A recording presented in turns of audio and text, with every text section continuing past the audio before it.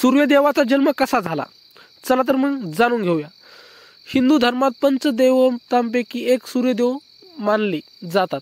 ज्योतिषशास्त्रातही सूर्याचं मोठं महत्व आहे. ज्योतिषशास्त्रानुसार सूर्याला ग्रहाचा राजा मानलं जातं. हा मनुष्याच्या जीवनात मान सन्मान, पिता पुत्र आणि यशकारण मानला जातो. ज्योतिषशास्त्रानुसार सूर्य दर महिन्यात एका राशीतून दुसऱ्या राशीत प्रवेश करतो.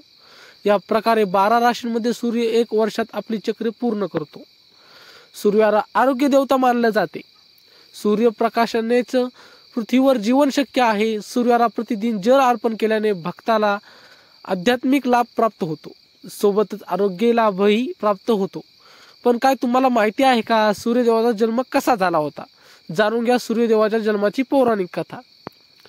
पौराणिक कथेनुसार पहिले हे संपूर्ण जग प्रकाशरहित होतं. त्यावेळी कमलायोनी ब्रह्माजी प्रकट झाले. त्यांच्या मुखातून प्रथम शब्द ओम निघाला, जो सूर्याच्या तेजरूपी सूक्ष्म रूप होता. त्यानंतर ब्रह्माजींच्या 4 मुखातून 4 वेद प्रकट झाले. ते ओमच्या तेजात एकाकार झाले. ही दैविक तेजाचं आदित्य आहे, जो विश्वाच्या अविनाशाचं कारण आहे. हा वेद स्वरूप सूर्याचं सृष्टीच्या उत्पत्ती, पालन आणि संहाराचं कारण आहे. ब्रह्माजीच्या प्रार्थनेने सूर्याने आपल्या महात तेजाला एकत्र करून स्वल्प तेजाला धारण केलं. सूर्याच्या रचनेवेळी ब्रह्माजींचे पुत्र मरीची झाले, ज्यांचे पुत्र ऋषी कश्यप यांचा विवाह आदितीसोबत झाला. आदितीने घोर तपस्या करून भगवान सूर्याला प्रसन्न केलं, ज्यांनी तिच्या इच्छापूर्तीसाठी सुषमना नावाची किरणेच्या रूपात त्यांच्या गर्भात प्रवेश केला. गर्भावस्थेत आदिती चंद्रायन सारखे कठीण व्रताचं पालन करत होत्या.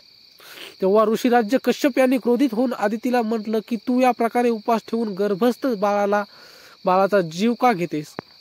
हे ऐकून देवी आदितीने गर्भातील बालकाला आपल्या उदरातून बाहेर काढलं, जो आपल्या अत्यंत दिव्य तेजाने प्रज्वलित होत होता.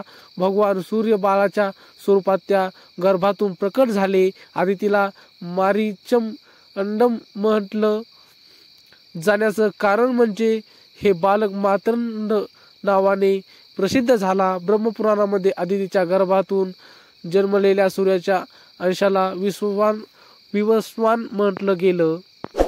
तर मित्रांनो, छोटीशी माहिती कशी वाटली कमेंटमध्ये नक्की सांगा आणि आमच्या असेच नवीन व्हिडिओ पाहण्यासाठी चॅनलला मात्र सबस्क्राईब नक्की करा. भेटूया पुढच्या व्हिडिओमध्ये. तोपर्यंत